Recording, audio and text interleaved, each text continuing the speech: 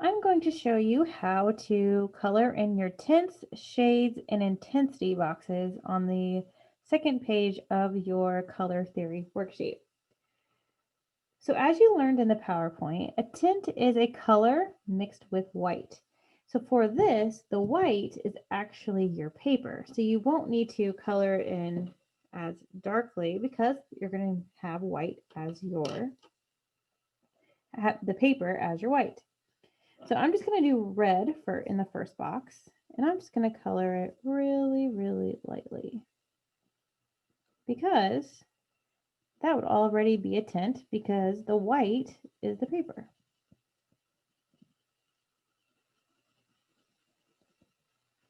So there's the red one. Now I'm going to use violet for my next one. Doing the same thing, coloring it in really light.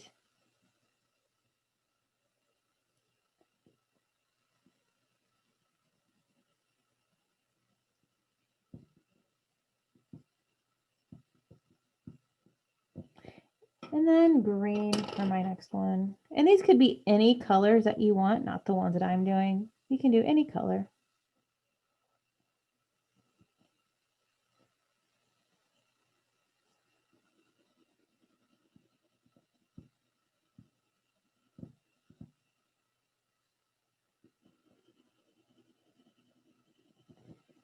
And you want to try to color these in like you did your color wheel, where you have it completely full and you don't see your lines as much.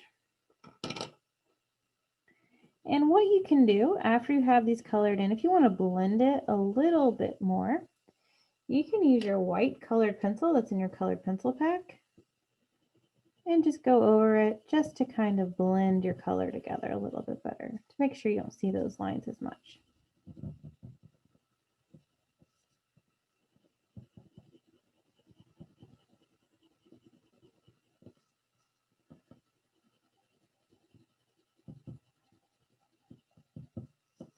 So those are the tints. And to do a shade, as you learned in the PowerPoint, is a color and black mixed together. So I'm going to first start with the color I'm wanting it to be. So I'm going to do orange.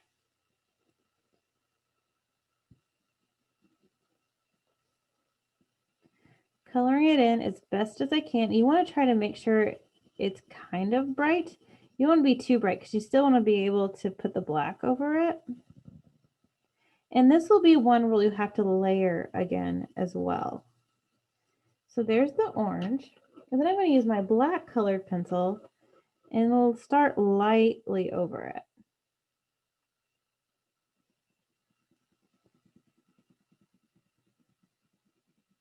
And with the black, you'll really be able to see your lines.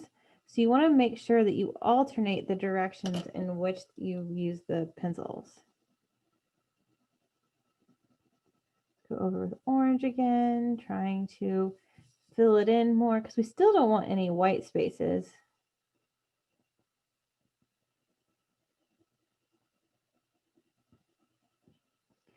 And now I'm going to go in an opposite direction with my black.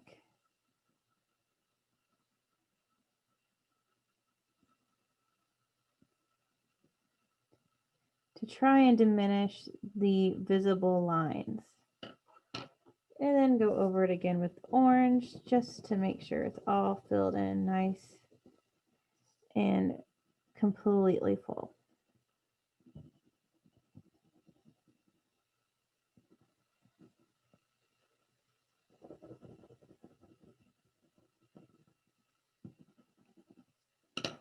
So I'm going to use black around my outlines again, just because you can really see the orange really bright there instead of having the shaded black. I'm going to use black again all over the entire thing too. So, because I really want to diminish the ability to see the direction in which I colored it in.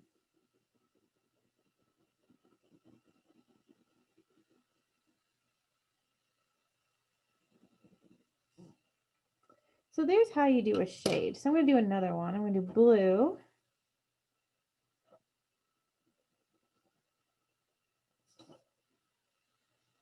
because the reason I'm doing another one is because it might be a little different on how you have to color like a darker color, like blues and purples, than to like a bright color like orange.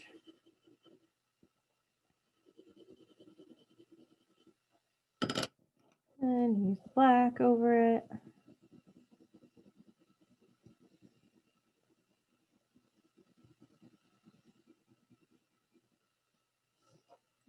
Another direction with it.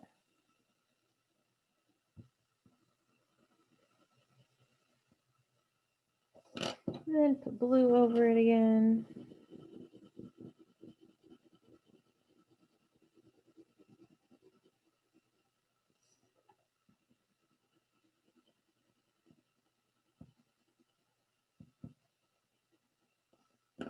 And then another layer of black.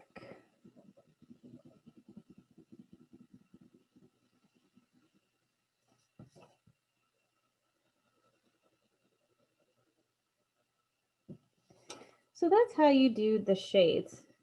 And the paper that you're using might make it a little difficult to make things look really like filled in and like get those lines to kind of disappear. So if you have some lines, it's okay, but the paper you're using will kind of keep that from happening. So what a tint does is it lightens a color, a shade darkens a color. So the difference between intensity in those two is intensity dulls the color. So how we do that is we mix a color and its complement together. So as you learned in the PowerPoint, complements are across each other from on the color wheel. So that would be like red and green, purple and yellow, and blue and orange. So I'm going to just do one of these today, and I'm going to do yellow and purple. So we'll start with yellow since it's the lighter color.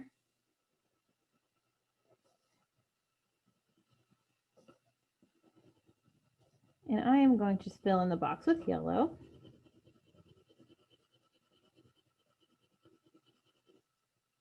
I'm going in two different directions to diminish my lines. And then I'm going to go over it with purple. And I'm going to do this really lightly because I, again, want to make sure I layer it so that it's a really nice blend of the two colors and not seeing one color overpowering another.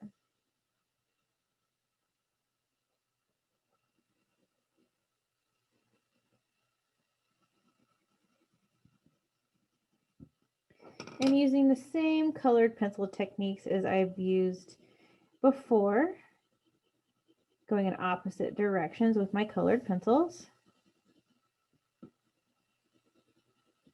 So there's more yellow. Gonna use a little bit more purple now.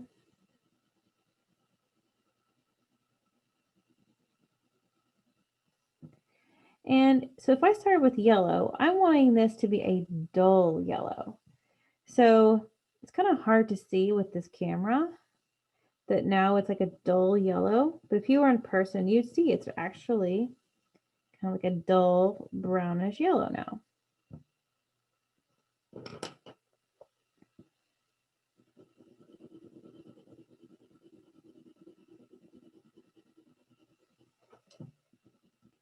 So this one is more of a yellow forward color. So in the next one, I'm going to do more purple forward color so you can see the difference.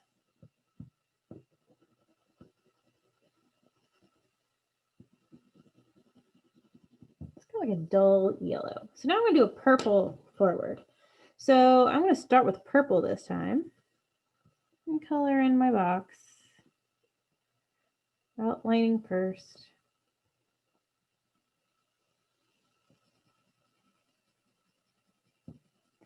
Then filling it in, going in opposite directions.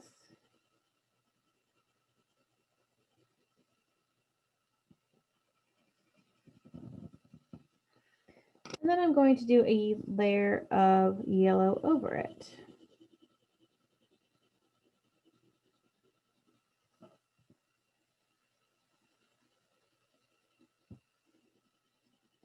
So again, this is a purple or violet forward color. So I don't want the yellow to overpower the color in this one. So I'm going to go over it again with purple or violet, depending on how you want to say it.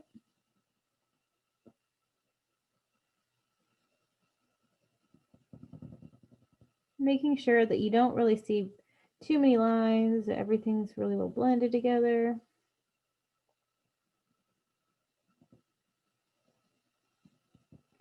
And maybe a little bit of yellow in the corners and on the outsides. One good over again. So that looks pretty good. And that'd be a purple forward intensity. So it's kind of like a dull purple now. And that is how you do the tints, shades, and tones, or also called intensity, on your worksheet.